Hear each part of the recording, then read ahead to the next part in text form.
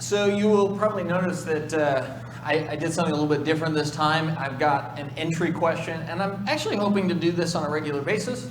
I know that with comments, one of the tendencies are some people are more contemplative, and so if I ask a question right in the middle of class, you're like, well, I'll have a great answer for you, give me a little bit of time to think. But unfortunately, that doesn't always work out in the middle of class, and so I'd like to start every class with a chance for people to kind of think about something and contribute that way as we're collectively learning through Jeremiah. So, based off the entry question, as we've been studying through Jeremiah, I've taught a couple of classes. Corey thankfully filled in while I was gone. Anybody, what have you learned or been able to apply so far? Yes.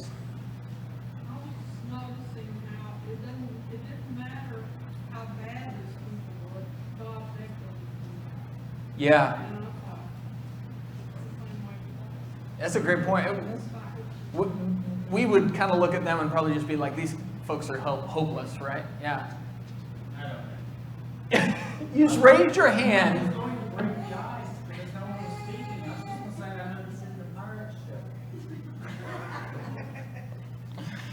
Oh, okay.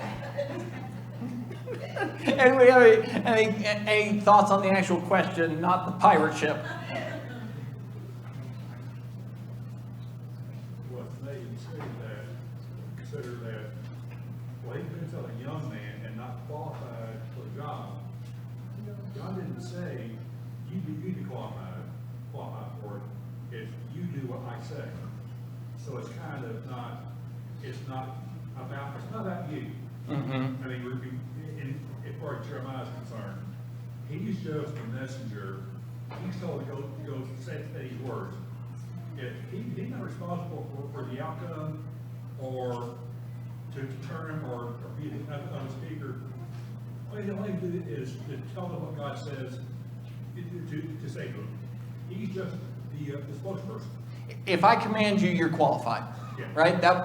That's really what God tells him, right? Is, look, don't worry about all the excuses you've got or the worries you have. You're the messenger. Take my message. Do the job.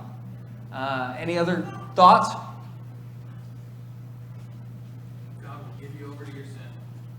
God will give you over to your sin. Yeah, that's definitely a huge theme in Jeremiah as we see the demise, the corruption of the nation. Yeah, God will give you over to your sin.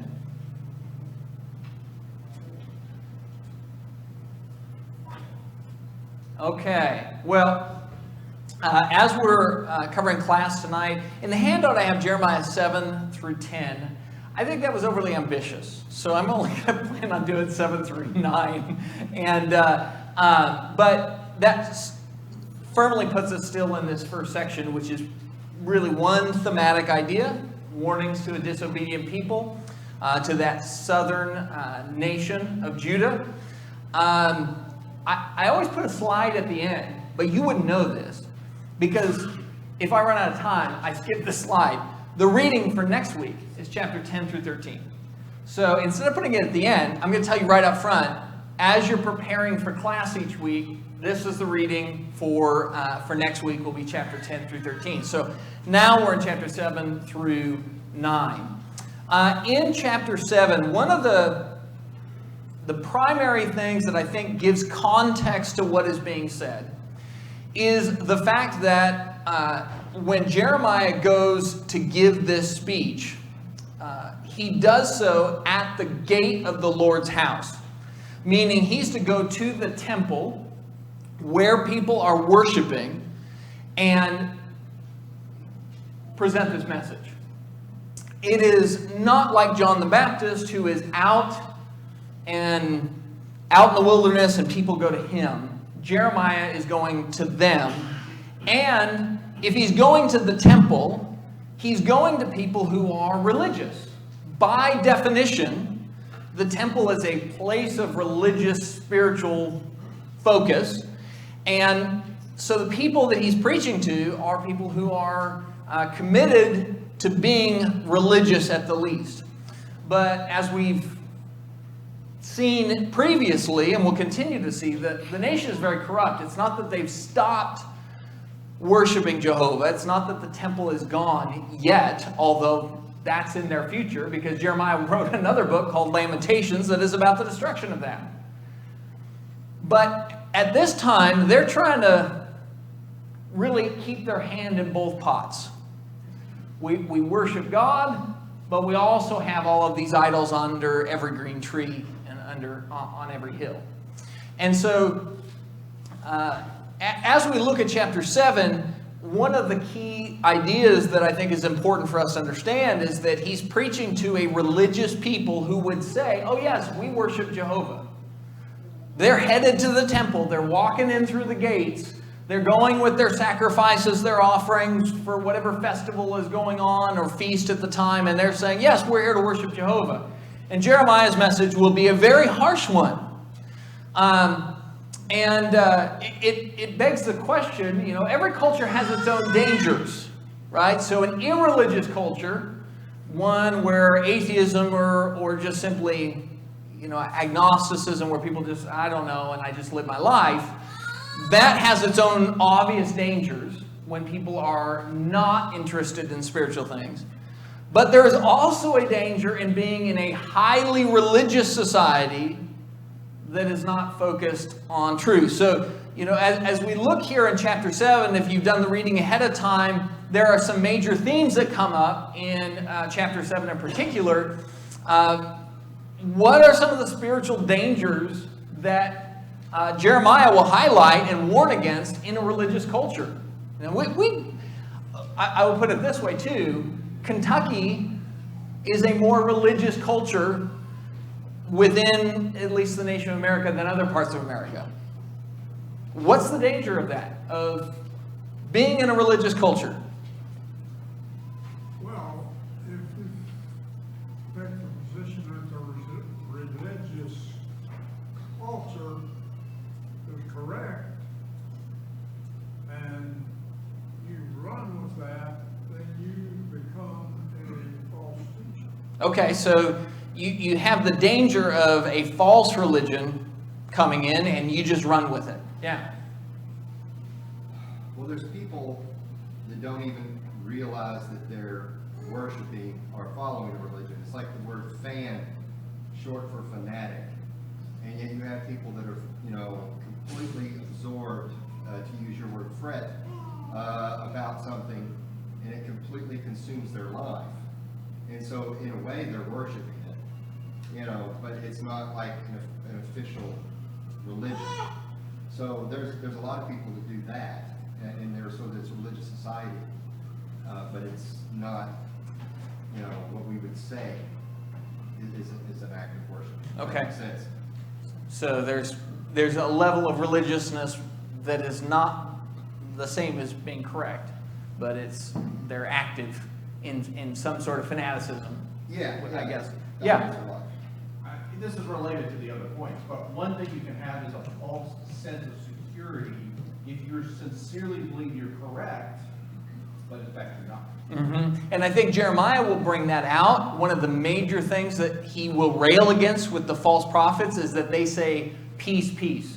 You'll see that language throughout Jeremiah, that the false prophets are saying, it'll be fine. It's great. Peace, peace. Everything's fine. And of course, that's not a time when the sky is actually falling. You don't say peace, peace. And that's what they've got. So there is a false sense of security that Jeremiah will rail against. Any other things that Jeremiah will deal with? Yeah? You take it for granted. Well, as far as living in Kentucky, you take it for granted that we live in a religious area and that we can worship pretty easily. We don't have to travel a long time to go worship, whereas other areas of the country don't have necessarily the ease of worship. Okay, so you begin to take for granted the privileges of freedom of worship, and with that, some complacency can kind of creep in if we're not careful. I think that's another thing that Jeremiah will address, is that they had the truth, they had the temple right there, and yet had not taken seriously these things. Yeah. They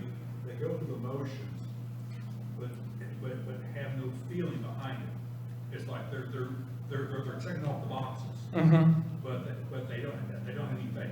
Yeah, I put it this way. They became a people known for their worship, but not their work. Their worship checked the boxes, so to speak, right? They are going to the temple. I mean, if you were to ask them, where's the right place to worship God? And they said the temple, we would say, correct, right answer. But going through those motions without a lifestyle that matches that commitment, your worship doesn't, it is not a replacement for faithful works. So yeah, so all of these things are legitimate problems that come up in a religious culture that we have to deal with, that are problems that in some ways can be worse than an irreligious culture. At least in an irreligious culture, you know where you stand. You kind of know who's for you and who's against you. As Jeremiah stands there and people are pouring in, there is a false sense of we're all on the same team. But of course, Jeremiah's job, and it's an uphill battle, is to say, the God you say you love, you don't actually love. And so that's a difficulty that I think we can probably commiserate with in today's religious confusion. Chapter 7, after moving there, just a couple of verses along the lines of some of the things we already talked about. We mentioned the peace issue, but verse 8, he will say, behold, you're trusting in deceptive words to no avail. Will you steal, murder, and commit adultery, and swear falsely, and offer sacrifices to Baal, and walk after other gods that you've not known? Then come and stand before me in this house, which is called by my name, and say, we are delivered. Right? So you see the problem, right? They do what they want. Their work doesn't match their worship. And then there is that false sense of security that was mentioned in verse 4. Do not trust in deceptive words, saying, this is the temple of the Lord, the temple of the Lord, the temple of the Lord. That reiteration of that phrase, the temple of the Lord, is saying, see, this is it. We're fine, because the temple stands, so God will deliver us as he's done in the past. But he's saying those are deceptive words. Then along those lines in verse 11, has this house which is called by my name become a den of robbers in your sight? Behold, even I have seen it, declares the Lord. What does that remind you of? Jesus. That's Jesus, right? Jesus will quote this passage in Jeremiah when he goes into the temple and overturns the money changers' tables. So the problem Jeremiah had of, I stand before the temple and all these people say they worship God, but actually they're corrupt and deceitful and their works don't match what they're saying, is the exact same problem Jesus faced. Isn't that fascinating? Because Jeremiah is not prophesying here. He's saying this is what you are like right now. But then Jesus will go and he'll show up in the first century and go, guess what? You are exactly like the people that Jeremiah preached against.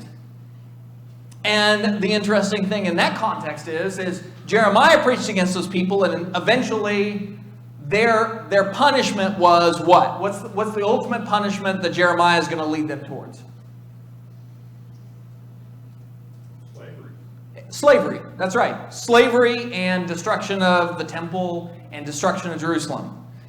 Jesus comes, he preaches, and exact same punishment is what happens when they don't accept him, right? They end up being destroyed by Rome, and the temple and Jerusalem destroyed, and Jesus prophesied about that in Matthew 24. So there's some parallels between Jeremiah and Jesus.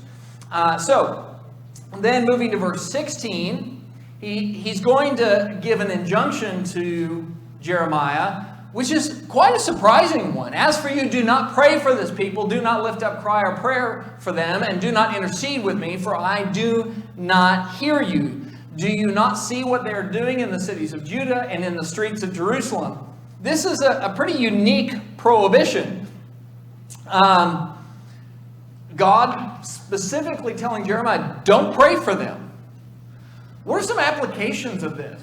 I mean, when you see a passage where God says, don't pray for them, and if you do, I won't hear you, because I see the things that are going on in the streets and the city of Jerusalem and Judah, What are some applications that we can draw from that? Well, one of the things here that he would have been praying for is for deliverance, and they were going to get their judgment. So don't pray for the deliverance, because they're not going to get it. Mm-hmm. You know, so in a sense that if we were to pray for somebody today that is suffering for sins in their life, we don't pray for them to be delivered from the problems that they're causing in their life from sin. We would pray for them to depart their sin, in which case would clean up their problems that they're creating. Similar way, you know, they were getting what they deserve, you know, and don't pray for them to be delivered out of my hand, because they're going to get that. Mm-hmm. Yeah, you when God has set up consequences for sins, those consequences are there for a reason. If you had somebody who refused to work, and then we prayed that God would provide for them, what would be the problem with that? They're not learning any lessons, and what has God said is the lesson that should be learned when you don't work. If a man won't work, neither let him eat, right? So these things are, God's already said, this is how this is supposed to work. What's hard for us is that it's hard to watch people suffer consequences, right? I'm convinced that there are two things that we are really not good at compared to God. One is we are not as merciful as God when people repent. And we are also not nearly as harsh as God when people don't repent. We have both of the problems. Like we really struggle on both sides of that equation. Because we tend to have pity too early when somebody is unrepentant. And we have pity and offer grace and mercy too late when somebody has repented. So, you know, it's something for us to consider. Jeremiah is on the coin of God saying, look, they're not repentant. They're not interested in change. I'm seeing what's going on in the city. Jeremiah, don't ask me to accept that behavior and not do anything about it. So, you know, that's an aspect that we have to consider when we pray. Any other thoughts about that prohibition that kind of pop out in your mind? Well, it reminds me of what God told Aaron when his son did disobey. You know, don't cry for him, don't mourn for him, don't you know, cut your hair. You know, don't do anything to show remorse, because your sons did not do what they were told. It's an interesting connection. I hadn't thought about that. But Nadab and Abihu, when they offer the strange fire and they die, that was what Aaron was told, is you can't mourn for them like a father normally would, because you have to stand and glorify me. And there is, I can see some kind of connections and threads there. Yeah? I don't know if it fits or not. 1 John 5:16, there is a sin leading to death. I do not say that he should make request for this. Mm-hmm. Yeah. And I think that fits perfectly, actually, that 1 John passage where there's a sin leading to death and don't pray for this. We have been told that if somebody confesses their sin to us, we're to pray for them, right? That is a common, normal part of Christianity, is that as we are going through life, and we should pray for one another. But then if you have somebody they've decided to turn away from the Lord, I'm not supposed to pray to God, well, God, I know they've turned their back on you, but please accept them anyways. Because God's already given an answer on that. Yeah, so I think that fits perfectly. That's a New Testament parallel, I think, perfectly to that. Yeah? I think they're walking around thinking they didn't turn their back on God. That's very true. I think that is how they felt. They have no sin sense. Mm-hmm. No, and I think that goes back to Jeremiah's here in the gates of the temple, right? We're spiritual. We worship Jehovah. This is his temple. We're here. Now, tomorrow we'll be at Baal's, and the day after that we'll be at Molech's, but, you know, busy schedule. That falls into double-minded. Yes. Yep. Double-minded, hypocrisy, and all of those things have to be stood against and not accepted. That's one of the interesting things I think that you see as you go through Jeremiah is the level of intolerance, which is interesting because we live in a very tolerant society. It's all about tolerance. Jeremiah is deeply intolerant. of deceit, hypocrisy, double-mindedness, idolatry, all these sorts of things. Okay, so then moving down, we get to about verse 21. And he says, "Thus says the Lord of hosts, the God of Israel, add your burnt offerings to your sacrifices and eat flesh. For I did not speak to your fathers or command them in the day that I brought them out of the land of Egypt concerning burnt offerings and sacrifices." His point there in that first verse is when they first came out of Egypt, there were no injunctions or laws regarding sacrifices. All that God had said in the very beginning is what is mentioned in verse 23. "This is what I commanded them, saying, obey my voice, and I'll be your God, and you will be my people, and you will walk in all the way which I command you, that it may be well with you." So God initially just told them, look, obey. If you obey me, it'll be fine. Now, as God gave them things to obey, some of the obedience issues were sacrifices, right? So he would begin to give them different laws and commandments through Moses. And some of those laws and commandments were, these are different sacrifices you make. But which came first? The command to obey or the command to make sacrifice, right? That's his point. Keep the order properly. And what you've done is you've done it the other way. What he's dealing with here in the second half of chapter 7 is they were making the sacrifices, but without the obedience. Now, as you think about that pattern of people making sacrifices, but not offering obedience to God, there are quite a few biblical examples of people who did that, got it wrong, and got themselves in trouble. What are some examples of people who were offering sacrifices but not obedience? Cain. There you go. Perfect one, right? Cain offered a sacrifice, but it wasn't obedient to God, and then he got all upset, and you know the rest of the story there. King Saul, another classic example, right? The Amalekites, you're supposed to wipe them all out. And he saved the best of the animals and the king and said, well, we're going to sacrifice them to God. He said, well, that's not what, Samuel's point is, that's not what God asked you to do.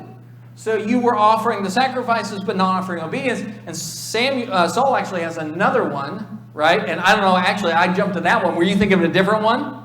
You were thinking... Yeah, okay, so you're thinking about the other. So he's just really bad at this. So this is Saul's other one, right, is when he didn't wait for Samuel to offer the sacrifice. And so he goes, he just had to hasten to offer it, and then Samuel shows up and says, what have you done? And he lost the kingship over that stuff. Any other ones? What? Nadab and Abihu, right?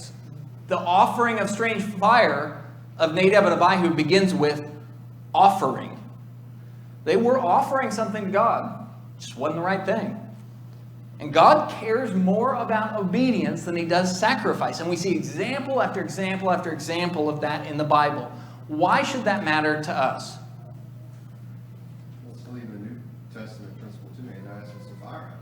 You know, it matters because if we are like our Father, if we are to be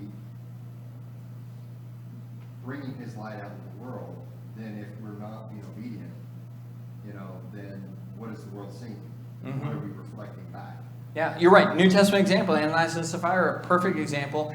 And in each of these, there was a major loss because of it, right?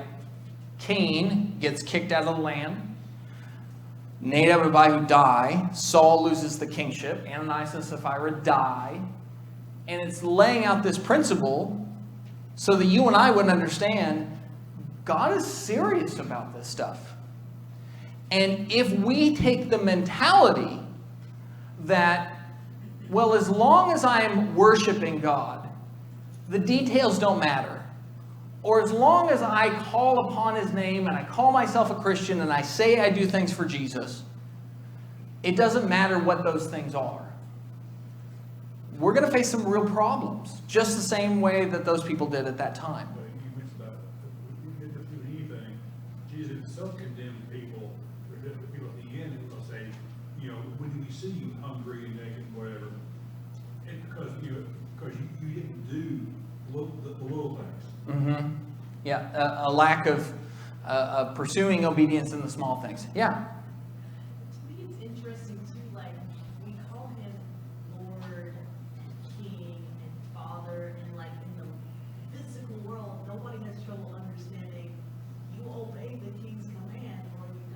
Mhm. Obey the word of the Lamb's command, or die. You obey your father. Are you getting a little bit like no? Like how do we not understand that? I totally thought you were going to go with die, and I was like, whoa! Yeah, okay, yes, but yeah. No, you're absolutely right. In the physical realm, we have no problem with this idea, and that the details matter, and you can't just go, well, I generally did what they said.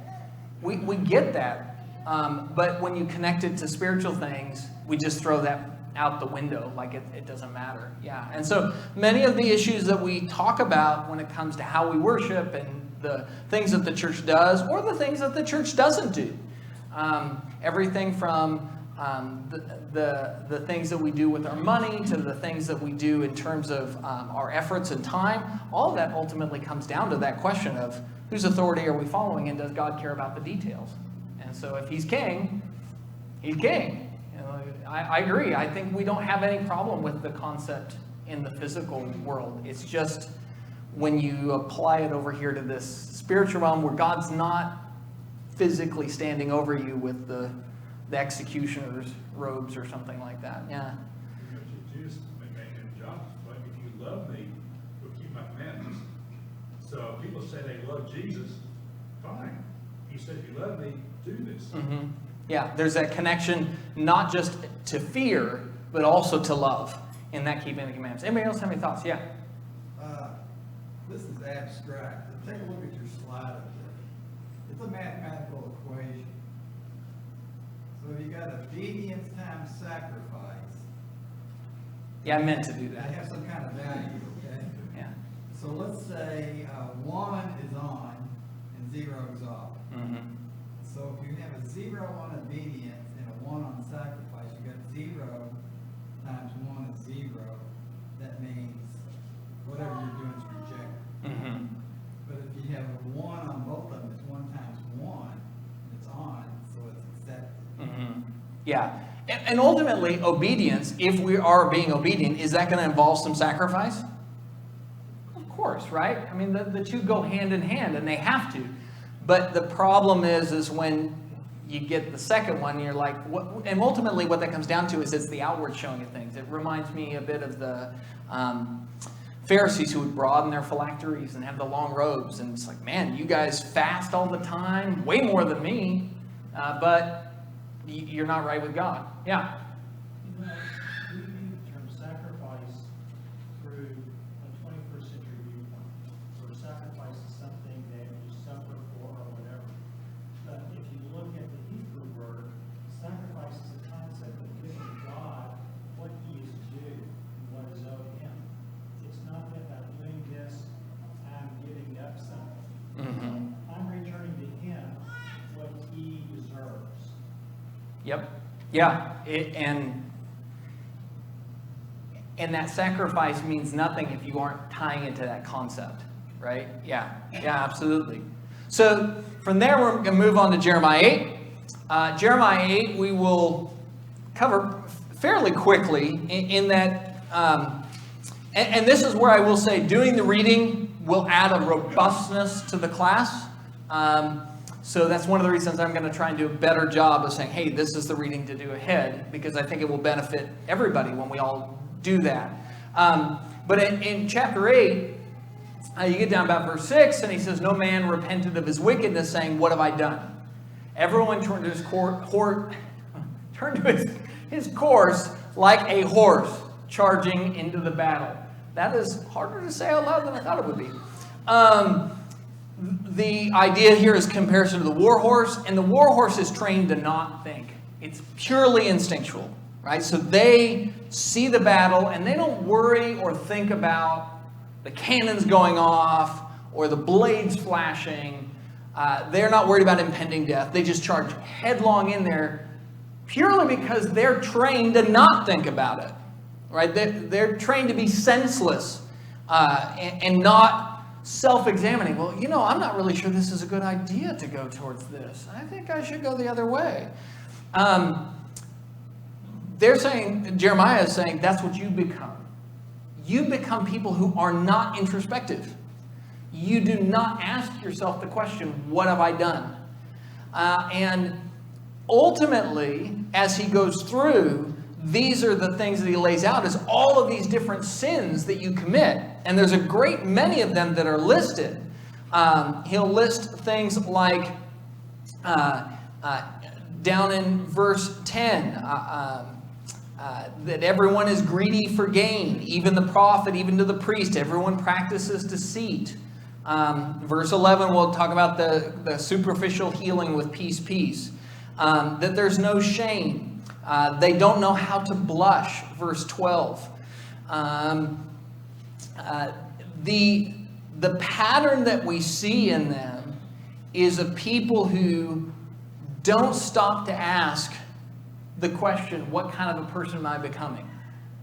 How am I modeling my life? What am I doing with my life? They just kind of live it and just get up every day and just do their thing.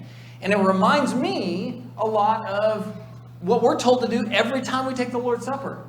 Examine ourselves, right? That self-examination is baked in to the worship of Christ and the memorialization of Him, that we should always be asking ourselves that question. When we stop being introspective and evaluating our life, what are some of the natural consequences that are going to come out of it? What are some of the things that happens when you stop focusing on asking yourself the question, what have I done? Yeah. I think one of the problems we see there, they were a deceitful people, and they held on to the deceit. They would not turn loose of it. Yeah, they lied to themselves, and then they held on to that lie like this. We like it like this, and we're not going to let go of it. Yeah, they got stuck in that rut in the road. I think you're right. Yeah. Well, I'm old school Army, so I was taught land navigation back before GPS. And so one of the first things you had to do before you could set off at any point is you had to know your location. So you had to look out and look for things like indicators on your map for mountains or ranges, and then you had to triangulate a point, cross-reference it so you would know exactly where you are. Then you would shoot your azimuth and you go a direction. But then as you're going, you might have it down here low so you can look at your point, but every so often, every couple hundred meters, you should stop, take a minute, and shoot back on it. Because if you don't, you'll end up 200 to 300 meters over here, 200 to 300 meters over there. Keep tracking off And by bit. And even when you do your steps and you count out your pacing, you'll find that your dominant leg, you go a little bit further over that direction than you do the other. Mm-hmm. So it's the same way. If we're not constantly looking at the scriptures to introspect ourselves and to see where we're at with the Lord, we're not checking our azimuth, or we're not putting our sights on Jesus, and we're not checking it. And so what happens is we drift. It's not enough to do it once, right? That's the whole point, is you can't just say, okay, I checked where I'm at spiritually one time. You got to be doing that spiritual well check on a regular basis, because life happens, right? And things occur, and it's just part of the process, and you don't ever stop that. I think that's the other thing, is it's not like I've been doing it long enough now, so now I can do it I can live my life without that check. Yeah. If you reject restraint and guidance, then you allow on yourself, it's like, judges, they're going to deal with right hands on acts. If you think, well, I think I should do this, versus what God said I should do, that's your first problem. Mm-hmm. Yeah. I think, I believe, I. Yep. Yeah. Yeah. Funny story, what happens if you go on autopilot, by the way, when me and my wife took our son to camp in Ohio, and we were coming back, we got into a very deep religious conversation that was intriguing to the both of us, and we were carrying it on until she looks up and says, "We're in Lexington." And it was, we passed the exit and just kept on driving, and then we had to go from Lexington over to Louisville. Yep. So we think that, hey, we got this, we put it on autopilot, but then we end up in a place that we weren't expecting, kind of like David on a roof. Mm-hmm.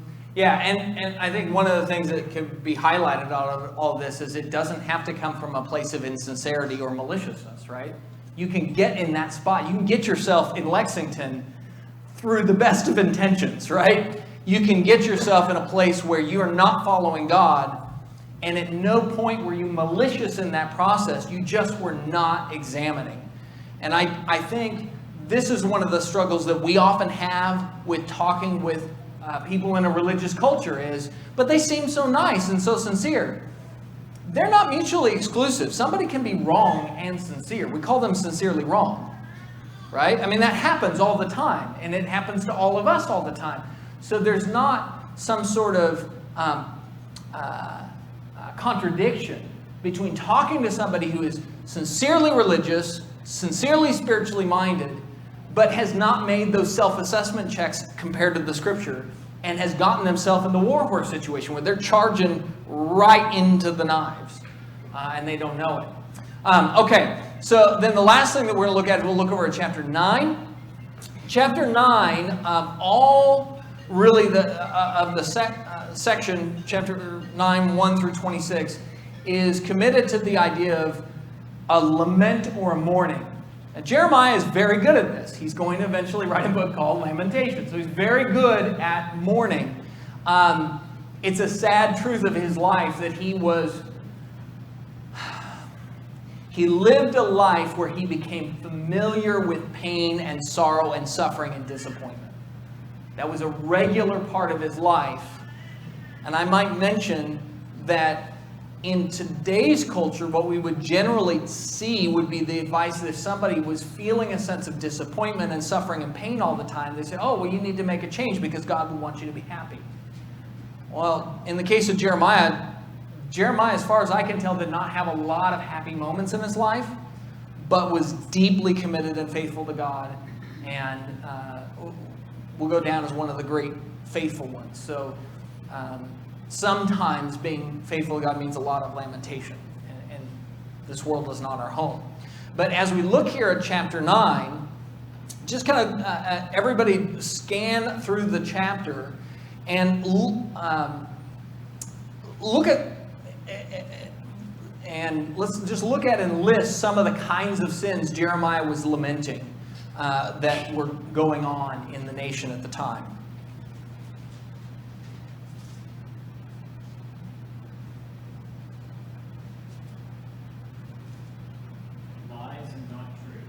Lies and not truth. Yeah, so verse 5, everyone deceives his neighbor and does not speak the truth. They have taught their tongue to speak lies. They weary themselves committing iniquity. It's an interesting there, lies and not truth. And in verse 5, he specifically says they've taught their tongue to speak lies. So it's a habit that they built to where lying doesn't bother them anymore. And that's a whole other interesting discussion about how you become either an honest person or a lying person. Really going to be a variety of choices over time. Any others? Adultery. Just purely not caring about God's boundaries for the sexual relationship. They do not value God's design for marriage. He says all of them do. All of them? All are adulterers. Yeah, so we've reached a pretty dark era where you could paint the whole nation with that brush. Yeah. Yeah, so it's just, you're just hopping from one. It sounds very pre-flood, doesn't it? I mean, it's got a lot of that same ring to it of just like their thoughts are on violence continually, from evil to evil, this idea of just like that's your world, that's what you're steeped in. Yeah, any others? There's a pattern.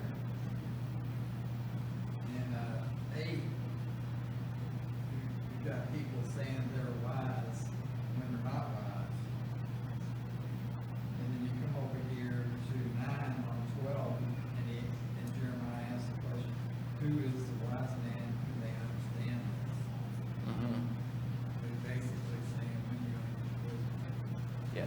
Yeah, you say you're wise, and therefore you cannot become wise, right? The one guy you can't give advice to is the guy who's already got it figured out, right? I mean, that's the problem. So God cannot make them wise because they are convinced that I've already got this. I'm fine. Yeah, so that's a sin in and of itself, that pride of we know what we're doing and don't need God and His authority. Any others? Slander in verse 4. Slanderer, verse 4. Okay, that's what we don't normally think about as being such a big deal. But I mean, I would never say slandering's okay, but I don't know. I guess maybe I'd put slander as a socially acceptable sin, right? You know, it's one of these things where you say something bad about somebody, and as long as you finish it with bless your heart, right? You're good. It's no problem. I said bless their heart, right? So, but they are of that character of slandering each other.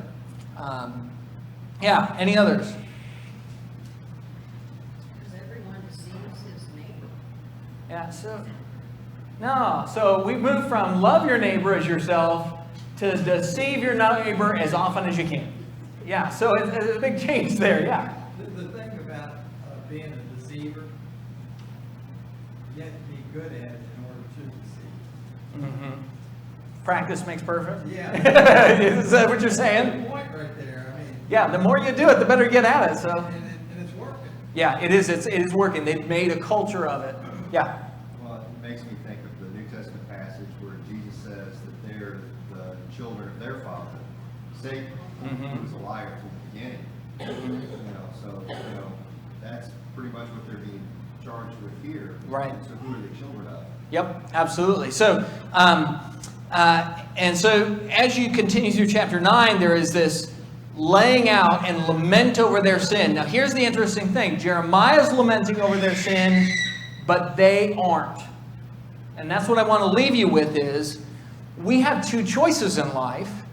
Either we will mourn over our sin and be introspective, do that self-assessment thing, or other people who are righteous will mourn over our sin and will face the consequences of it. If you have people that you love who don't follow God, you know exactly what I'm talking about. You mourn over their spiritual condition, and you mourn over it more than they do. And that's what Jeremiah's doing. The nation is less concerned with their spiritual precarious nature than Jeremiah is. And so Jeremiah is lamenting for them what they ought to be doing for themselves. So that'll finish up for chapter 9. Starting in next week will be chapter 10 through 13. Chapter 10 will put a lot of focus on idolatry, so you can be looking ahead at some of the hypocrisy of idolatry there. Otherwise, elders, do we have any announcements that need to be shared? Okay, I'm going to say no. Phil, do you mind leading us in prayer?